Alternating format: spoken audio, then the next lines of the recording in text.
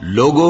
اپنے پروردگار سے ڈرو جس نے تم کو ایک شخص سے پیدا کیا، یعنی اول اس سے اس کا جوڑا بنایا، پھر ان دونوں سے کثرت سے مرد و عورت پیدا کر کے روئے زمین پر پھیلا دیے۔ اور اللہ سے ڈرو جس کے واسطے سے تم ایک دوسرے سے حقوق کا مطالبہ کرتے ہو، اور قطع رحمی سے بچو، کچھ شک نہیں کہ اللہ تمہیں دیکھ رہا ہے۔ اور یتیموں کا مال جو تمہاری تحویل میں ہو ان کے حوالے کر دو، اور ان کے پاکیزہ اور عمدہ مال کو اپنے ناقص اور برے مال سے نہ بدلو،